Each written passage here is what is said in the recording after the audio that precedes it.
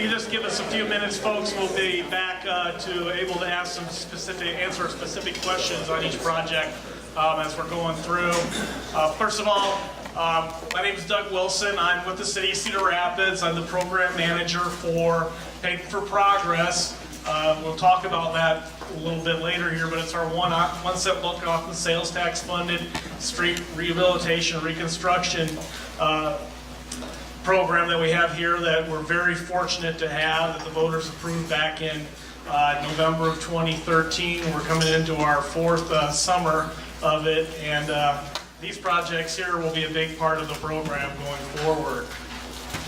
I want to take a minute. We have a lot of staff and design staff here, so we'll go around the room real quick and introduce everyone who's here, and we'll start over here with Jennifer.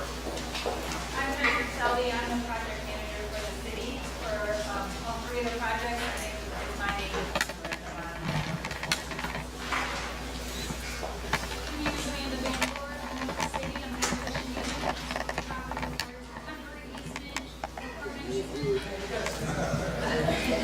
I'm an acquisition agent with the city, so if your property requires a temporary easement or a permanent easement or anything of that sort, I will be contacting you. I'm Sarah Cook with the City of Cedar Rapids. I am also in acquisition. I'm Ken Russell with the city. I'm water engineer, and all these projects have water main or some sort of water improvements. Lee Tippie with Public Works Engineering. I'm one of the Paving for Progress project managers. I manage other projects, and I'm here tonight to help out.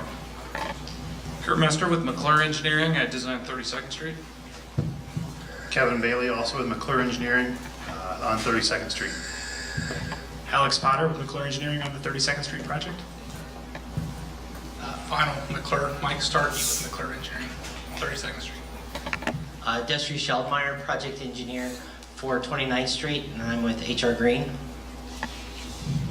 Ted Dosher with HR Green for 29th Street. Adam Lindelab, I'm with the city's Community Development Department. Michelle Cheever with Ament Design for Oakland and Old Marion Road. Larry Behrens with Ament Design. Amy Ashbacker with Ament Design. Mike Dryden, Ament Design. Mike Zock, I'm a water utility engineer for the city.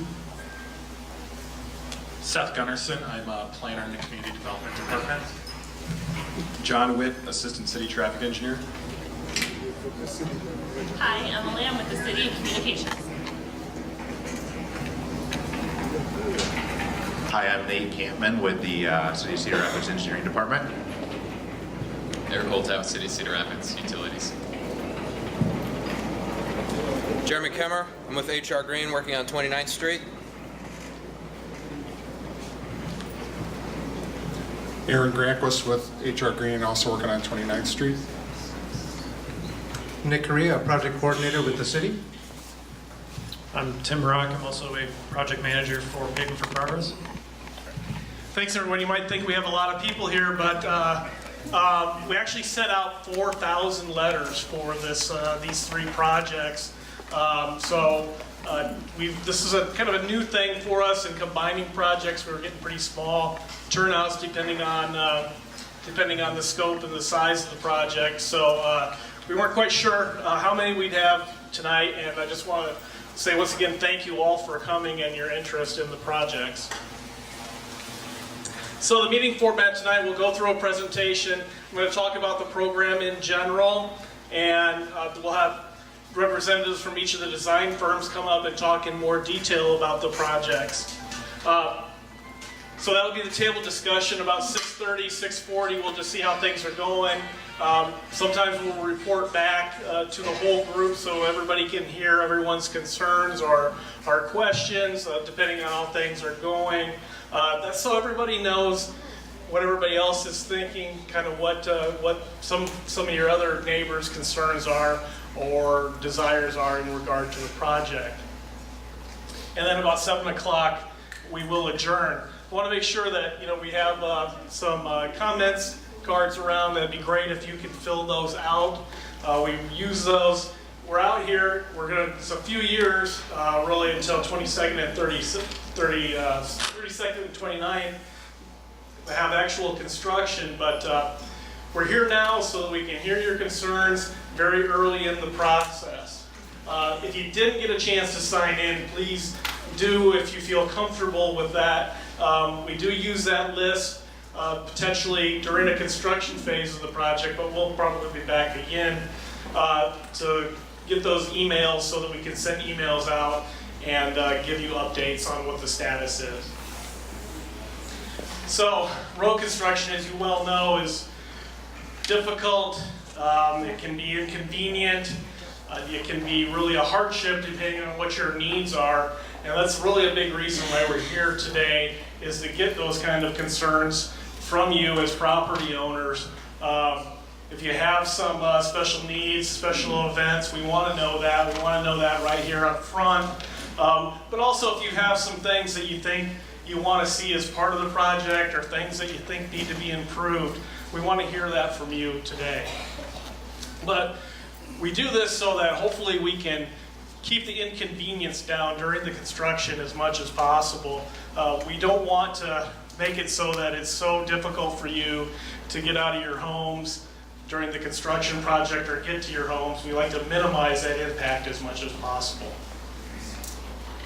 So what is Paving for Progress? As I mentioned, it's the 1 cent local government sales tax funded improvement program for streets that we got approved back in 2013. What we did was we gathered data on every single street in the city, took that, looked at how we wanted to balance preservation and reconstruction, and went forward with that plan. We get new data every 2 years, so we review the plan. We're in the process of looking at that again. But what you'll see is, you may say, well, why are you doing that street? It's not that bad. We've got this street that's a lot worse. Well, unfortunately, what would happen if we only did those worst first, at the end of the 10 years, we'd probably be at a lower overall condition of our streets than we are now. So we're mixing preservation and reconstruction in, and these 3 projects are excellent examples of that, because we've got a little bit of everything in these corridors with that. So that's why you may see that we're very cognizant of the fact that there's some bad streets out there, and we want to address those too. But we also want to improve overall the condition of all our streets. This is a very unique funding source, as I said. Most cities don't have this. We're very fortunate to have this. With the low cap of sales tax, we also do get a little bit of ability to have people who don't live in Cedar Rapids, who come to Cedar Rapids as a major sales generator in the area, help pay for our roadways, because they're using them too. So it's not just a burden on the taxpayers of Cedar Rapids. We do get some of this revenue from people who don't live in Cedar Rapids. Just to give you an idea of the scopes of the projects, this shows where we're working throughout town here between 2014 and 2018. We're working in all parts of the city, all quadrants of the city, and we want to make sure we get into every neighborhood if we can over the 10-year period that we have it. But one thing also to keep in mind is that we estimated when we did the first run of condition, we get $18 million roughly annually from the local sales tax. In a good year, that's double when we were selling bonds. In other words, going into debt to fix our roads. Probably double of a good year when we had bond sales for every capital improvement, not just streets. So it's a huge investment, but if we were to get everything in good or better condition in 10 years, it would take $50 million annually. So we want to make sure we spend these dollars as wisely as we can. We're not unlike other cities in the country. You hear about it. I think there was something today about the condition of our bridges nationwide that I saw in the news. So aging infrastructure is something that every municipality, every county, every state, and the federal level are trying to address. So, upcoming projects in the area. 2018, we'll be working on Center Point Road, 29th to 32nd. We'll be also working in conjunction with that, a one-way conversion from 32nd to H. That's so when we're working on Center Point Road, you can use Oakland Road while that's closed, because we try to close the roads if we can, or keep just one lane of traffic open because it goes a lot faster. If you live out in that area, you know, we did end up closing 42nd Street this summer out by Kennedy. We don't like to do that if we can avoid it, but that allows us to get a project like that done in one season and out of your neighborhood. And also the one-way to two-way conversions are part of an overall program that we're doing throughout the city. We're working on completing the conversions downtown where most of the people's frustrations are right now. Then in 2019, we'll start on Old Marion. That's more of a reconstruction. We'll go into more detail about that.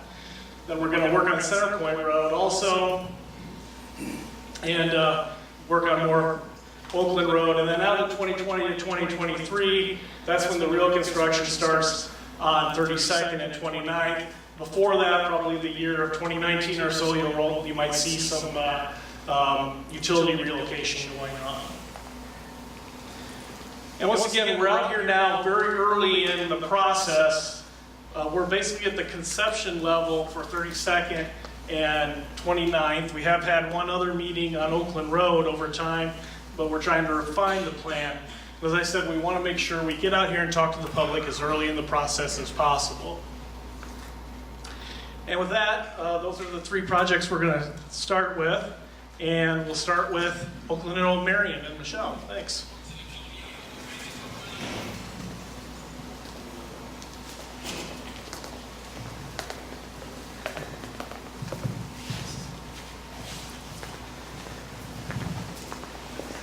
Again, I'm Michelle Cheever with Paving Design. I'm part of the design team for the Oakland and Old Marion Road project. As far as the timeline goes, right now you may see people out there doing sewer service inspections. If you do need a sewer service replacement, you will get a letter in the mail saying you need to do so. We currently are approximately 60% complete with our design plans. We will, throughout that process, determine easements, right-of-way acquisitions, and temporary easements that are needed. And then once the design is far enough along, the process will start. It's about a year-long process to get through that. In 2018, we'll have a final design completed. After that, utility relocations will be done before road construction begins. 2019 to 2020 will be the construction. In 2019, we will be doing the rehabilitation of Old Marion Road. And in 2020, it'll be the reconstruction of Oakland Road.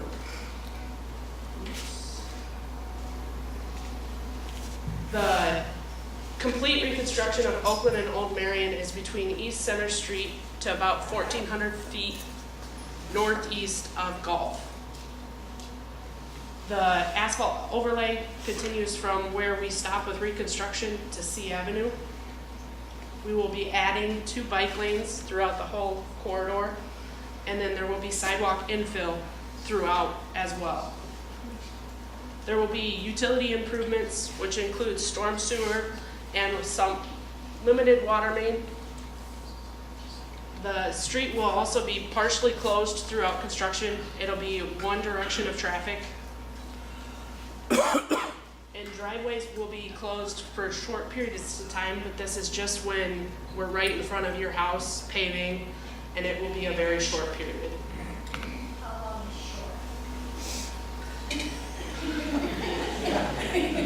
I think it's a minimum of 3 to 5 days, or maximum. I'm gonna, yeah.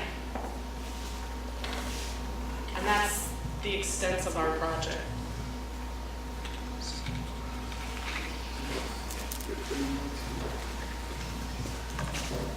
Thank you very much.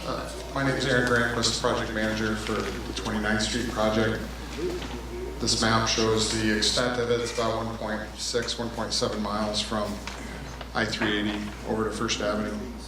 Now, there is a project on First Avenue, and so in terms of where the two projects end, that's still a little bit up in the air in terms of which portion of that end of the project will be in the First Avenue projects or versus this project. But there's several segments here that I'll describe what's going to happen in those. It looks like the slide that showed the segments didn't make it in. Is that true? segment slide. That's right. No big deal. I can go wing it, I guess. So the first segment was going to be from Jewel, and this clicker seems to be failing on it. Do we have any new batteries for the clicker? I think I'm pushing the right buttons. Apologize.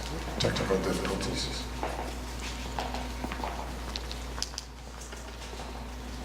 Okay. Do we have someone with the laptop that can do? Okay, thank you much. Well, actually, can you go back real quick? Oh, there it is. That's the one I wanted. Awesome. Start with the timeline.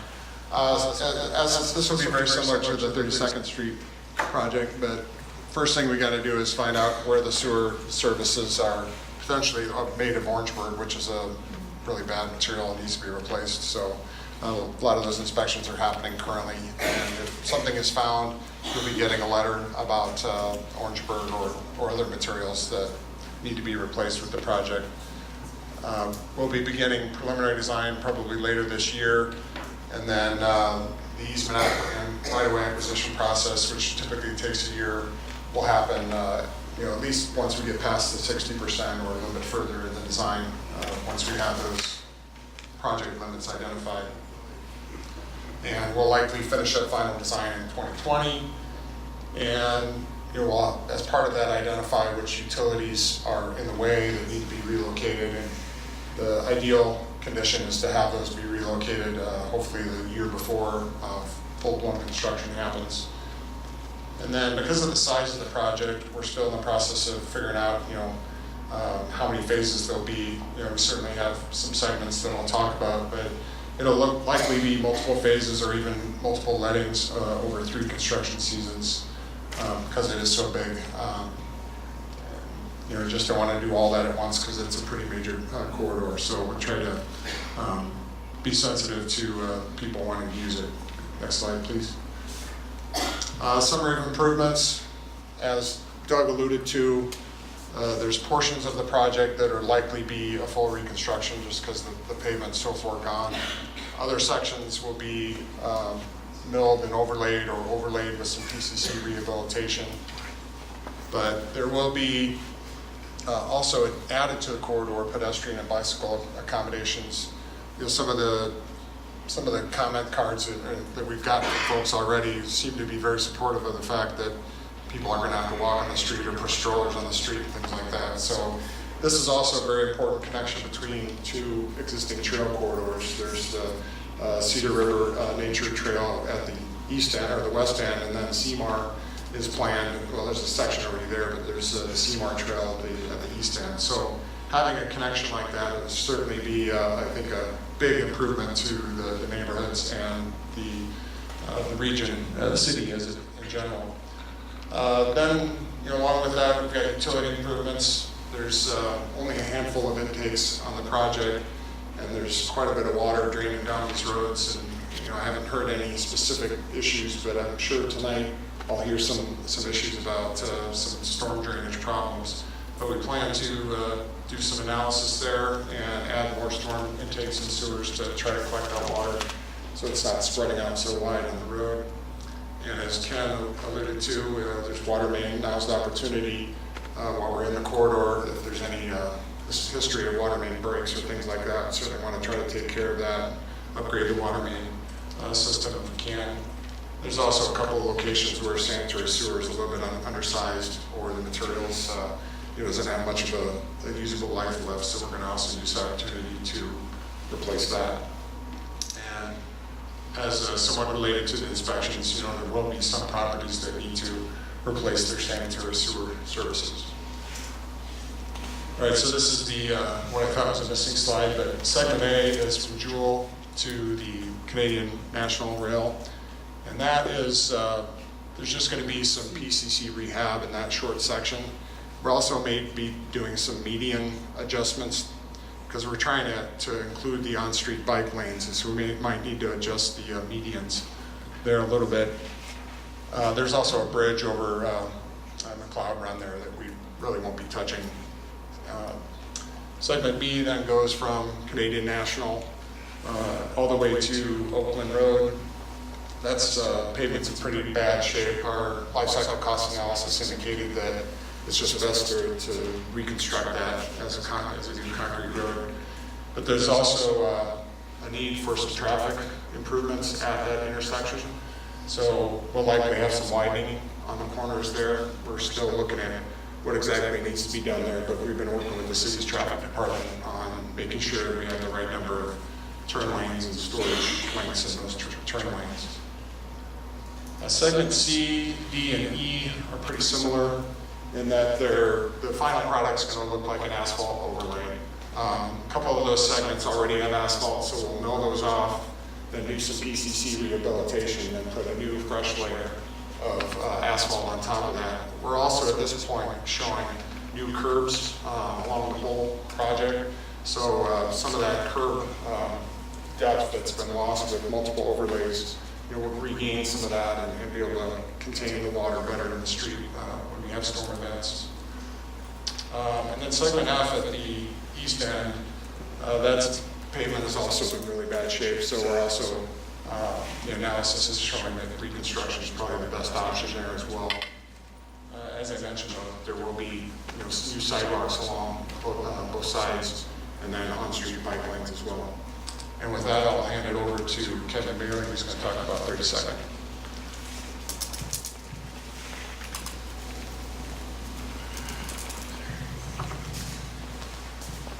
Hello, my name is Kevin Bailey, again with McClure Engineering, working on a 32nd Street project, and essentially this is a sister project to the 29th Street project. You're going to see many of the same features and pavement rehabilitation methods and sidewalk infill on this project as well. The western limit of the project is I-380 at the interchange and continues eastward to First Avenue as well. We'll be looking at the intersection, the traffic signals at the off-ramps, on-ramps of 380, and then Oakland Ave as well. Timeline, similarly, doing sewer line inspections. We'll be moving on to design later this year. After we get past the concept phase, we'll take a look at all the comments and feedback we get from you folks and see what we can do to incorporate these features into our design. Once we've developed design significantly, substantially enough where we can identify the impacts, any easements or right-of-way acquisitions will take place 2018, 2019 time period, and you will receive written notification from the city on that, so that we are in a position to begin construction in 2021 to 2023. Again, we're looking at about 3 years of phased construction for this project. Summary of improvements, there is going to be some sections that will be full reconstruction. Some segments will have a crack and seat, which is basically busting up the old concrete and putting an asphalt overlay on top of it. So you have a substantial roadway structure that provides a smooth, flexible asphalt pavement. There will also be some mill and overlay sections as well. Pedestrian accommodations for this project, we are not including bicycle lanes on this project. We are adding sidewalk infill in those areas that do not currently have sidewalk. So it'll be sidewalk on both sides throughout the entire project limits. Again, utility improvements, there are some significant storm sewer improvements to be putting in storm intakes and in pipe. It can be a water main replacement through the entire project. So new water main through this project, and there will be segments of new sanitary line and some services as well, as we've identified. There are services with Orangeburg, and you'll be notified in writing of that. Construction, oh, yes. I noticed you skipped over the street width. Oh, I'm sorry. The street width. Is 32nd Street going to be made wider? No, it will not be made wider. It will remain the same or slightly narrower. There will be on-street parking on the south side from Oakland, essentially Oakland east to First Avenue. So on-street parking will remain on the south side of 32nd Street. Construction staging, as you saw on 29th Street, there's a lot of segments on 29th Street. There's going to be at least 3 segments on 32nd Street. We need to incorporate, our design teams are going to coordinate. Once we've identified what needs to be done, we got to figure out how it's going to be done and how it's going to be timed so that you folks will be able to go back and forth on 29th Street and 32nd Street getting to the interstate. So our teams will coordinate the phasing of the projects in our traffic staging as well. If you have any questions on 32nd Street, last 2 tables off to your left. Thanks. Thanks, Kevin. Aaron, Michelle, nice job.